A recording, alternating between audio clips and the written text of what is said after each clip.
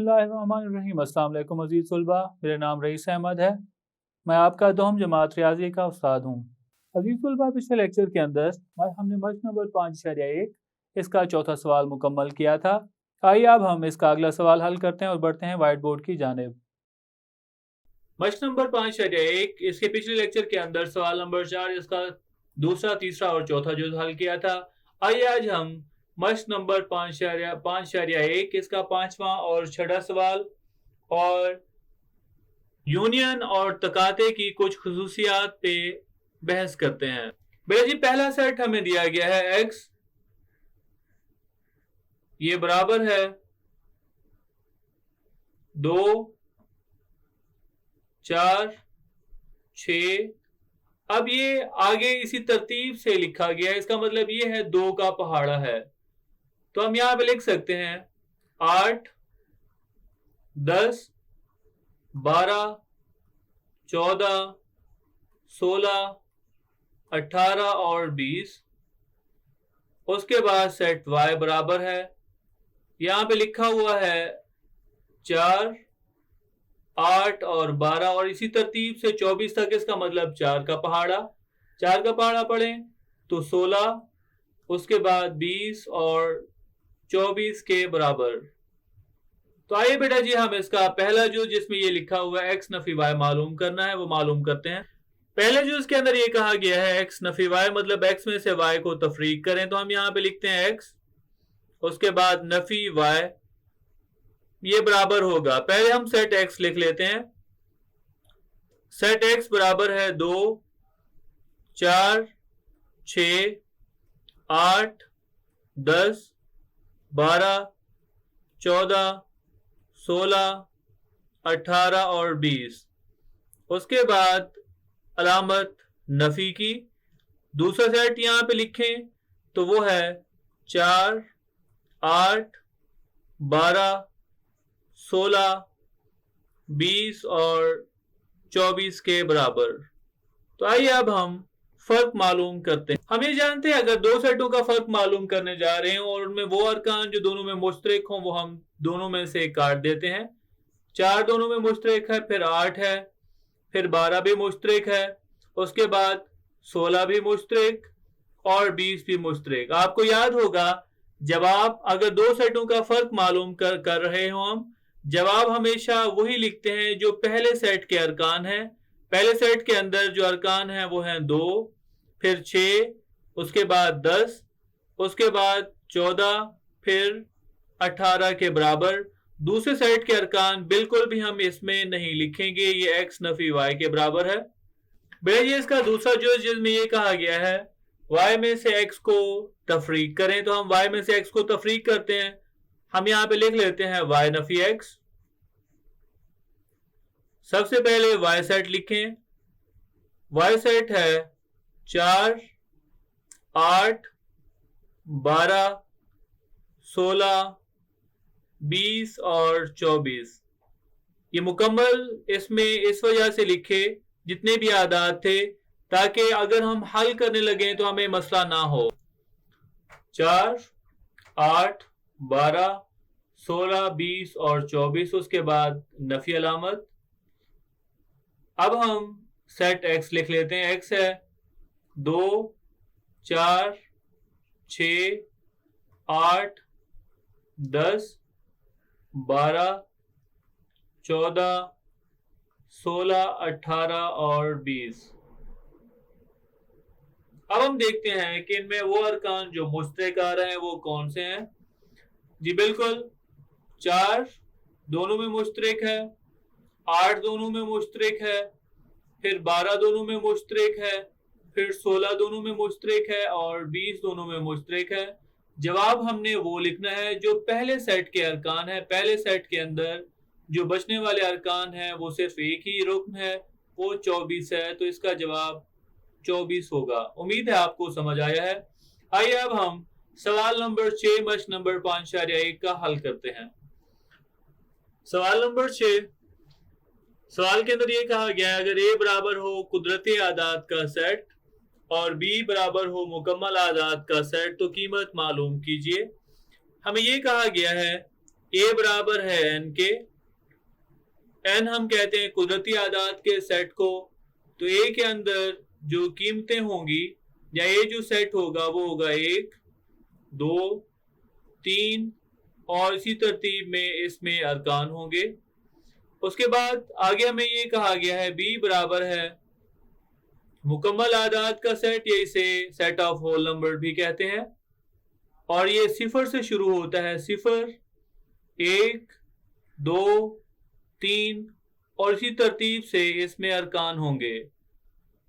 पहले जुज़ के अंदर हमें ये कहा गया है कि हमने ए में से बी को निकालना है, मतलब ए नफी बी करना है, और दूसरे जुज़ के अंदर बी में से ए को निकाल। आइए अब हम ए में से बी को निकालते हैं, तो हम यहाँ पे लिख सकते हैं, पहले सेट हम ए लिख लेंगे, ए है, ए सेट है 1, 2, 3 और इसी तरतीब में सारे आदाद इसमें होंगे। फिर नफी अलामत 0, 1, 2, 3 और आगे इसमें आदाद इसी तरतीब से होंगे। अगर हम देखें 1 से 1 कट रहा है, 2 से 2 कट रहा है, 3 से 3, आगे जितने भी अरकान है वापस में कटते जाएंगे। पहले सेट के अंदर कोई रुकन ऐसा है जो बच गया हो? जी बिल्कुल, आप सही सोच रहे हैं। पहले सेट के अंदर कोई रुकन नहीं बचा, मतलब पहला सेट ऐसा आ रहा है जो कि खाली सेट है, या हम इसे ऐसे भी लिख सकते हैं। आइए अब हम इसका दूसरा जुज़ हल करने की कोशिश करते हैं। हम यहाँ पे लिखते हैं बी नफी ए, बी सेट यहाँ पे हम लिखते हैं वो है 0, 1, 2, 3 और आगे आदाद इसमें शामिल हैं। फिर नफी अलामत, उसके बाद फिर नफी अलामत, फिर उसके बाद 1, 2, 3 और इसी तरतीब से अरकान इसमें होंगे। हम यहाँ पे भी क्या करेंगे, वो अरकान जो मुश्तरक हैं दोनों सेट में से निकाल देंगे। आगे जितने भी अरकान एक जैसे आएंगे वो कटते जाएंगे। तो पहले सेट के अंदर सिर्फ एक ही अदद बाकी बच रहा है, वो 0 है, तो बी नफी ए 0 के बराबर होगा। बेटा जी, मश्क नंबर 5.1, इसमें से सवाल नंबर 1, सवाल नंबर 3, सवाल 5 और सवाल 6 पेपर के लिहाज से मुख्तसर सवालात में अहम है ये। आइए अब हम यूनियन और तकाते की खुसूसियात पढ़ते हैं। पहली इसकी खुसूसियात है यूनियन की खासियत मुबादला, इंग्लिश में हम इसे कहते हैं कम्यूटेटिव प्रॉपर्टी ऑफ यूनियन। अब हम पढ़ते हैं यूनियन और तकाते की खुसूसियात, जिन्हें हम इंग्लिश में कहते हैं properties of union and intersection. और पहली इसकी खासियत है यूनियन की खासियत मुबादला, या हम इसे कहते हैं कम्यूटेटिव प्रॉपर्टी ऑफ यूनियन। अगर हमने जिसमें साबित करना है, अगर हमारे पास दो सेट ए और बी हों, हमने ये साबित करना है ए यूनियन बी बराबर है बी यूनियन ए, जबकि यहाँ पे सेट ए और बी हमारे पास मौजूद नहीं है, मतलब इनकी कीमतें हमारे पास मौजूद नहीं है। तो हम यहाँ पे क्या करेंगे, ए यूनियन बी और बी यूनियन ए अगर हमने आपस में बराबर लाना हो तो हम क्या करते हैं, हम जानते हैं अगर हमारे पास दो सेट हो उनका यूनियन मालूम करें, तो हमने ये पढ़ा है या तो उन दोनों के यूनियन के अंदर जो अरकान होंगे या तो पहले सेट से होंगे या दूसरे सेट से होंगे या दोनों में से मौजूद होंगे, क्योंकि हमें मालूम नहीं है कि इसमें अरकान कौन सा है ए और बी में से। तो हम यहाँ पे फर्ज कर लेते हैं ए यूनियन बी में से जो अरकान दोनों में से आ रहा है वो एक्स है। हमने यहाँ पे फर्ज कर लिया ए यूनियन बी का एक्स कोई रुकन है। रुकन अगर किसी सेट का हम देखते हैं तो इसका मतलब ये है कोई एक रुकन उस सेट से ताल्लुक रखता है। उसके बाद अगर ये हम अलामत इस्तेमाल करते हैं जिसे हम तहती सेट कहते हैं, इसका मतलब ये है वो पूरा का पूरा सेट उसमें मौजूद होगा। इस अलामत का मतलब एक रुकन मौजूद होता है, और इस अलामत का मतलब किसी सेट में से हमने पूरा सेट हमने वहां से उठाया, उसे हम तहती सेट का नाम देते हैं। हमने यहाँ पे फर्ज कर लिया एक्स कोई रुकन है ए यूनियन बी का, तो हम यहाँ पे ये भी कह सकते हैं अगर x A यूनियन B का रुकन है तो हमने इसकी तारीफ पढ़ी है कि x या तो A का रुकन होगा या फिर ये x B का रुकन होगा, या हम ये कह सकते हैं ये x A और B का रुकन होगा। अगर हमने ऐसे लिखा है तो B को पहले और A को बाद में भी लिख सकते हैं। मतलब हम ऐसे लिख सकते हैं x B का रुकन है या फिर x रुकन है A का। देखिए बेटा जी हमने ये लिखा x रुकन था A यूनियन B का, तो हमने लिखा x रुकन है A का या x रुकन है B का। अगर हम इसे एक साथ इकट्ठा करके लिखना चाहें x अगर B का रुकन है या x A का रुकन है तो हम यहाँ पे लिख सकते हैं x रुकन है B यूनियन A का।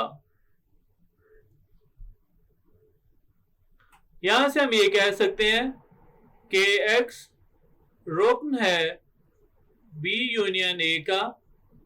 हमने तो ये कहा था x जो है वो रुकन A यूनियन B का है, यहाँ पे तो x रुकन आ गया B यूनियन A का। इसका मतलब ये है B यूनियन A कोई बड़ा सेट है और A यूनियन B उसका कोई तहती सेट है। यहाँ पे हम ये कह सकते हैं कि A यूनियन B ये कोई तहती सेट है किसका? B यूनियन A का। हम इसको नाम देते हैं मसावात एक। अब इसे मजीद समझने के लिए मैं एक मिसाल देता हूं। तहती सेट, मिसाल के तौर पर ये एक सेट A है। इसे समझाने के लिए मैं मिसाल से वजाहत करता हूं। मिसाल के तौर पर ये एक सेट A है, इसके अंदर जो रुकन आ रहा है 1 और 2, छोटा सेट मैं यहां पे लिख लेता हूं, और एक दूसरा है सेट B। इसके अंदर जो अरकान आ रहे हैं 1, 2, 3 और 4। हम वाले तौर पर देख सकते हैं A के तमाम अरकान B सेट के अंदर मौजूद है। तो हम यहाँ पे लिख सकते हैं सेट A ये तहती सेट है B का। हमने ये कहा एक जो है वो रुकन है A का, लेकिन वो रुकन B का भी निकल आता है, तो इसका मतलब ये है B बड़ा सेट है और A छोटा सेट है। और ऐसा भी हो सकता है तहती सेट हो लेकिन उनके अरकान आपस में बराबर हो। मिसाल के तौर पर A बराबर आ रहा है 1 और 2 के, और B भी बराबर हो 1 और 2 के, तो हम यहाँ पे ये कह सकते हैं A B का वो वाजिब और गैर वाजिब तहती सेट आ जाता है, तो ये गैर वाजिब तहती सेट है। अब हम इसकी राइट हैंड साइड को फर्ज कर लेते हैं किसी दूसरे मुतगय्यर y के बराबर। तो हमने यहाँ पे फर्ज कर लिया कि y रुकन है B यूनियन A का। अगर ऐसा है तो यूनियन की तारीफ के मुताबिक y या तो B का रुकन होगा या फिर y जो है वो रुकन होगा A का। अब यहाँ पे हम आगे पीछे लिख सकते हैं।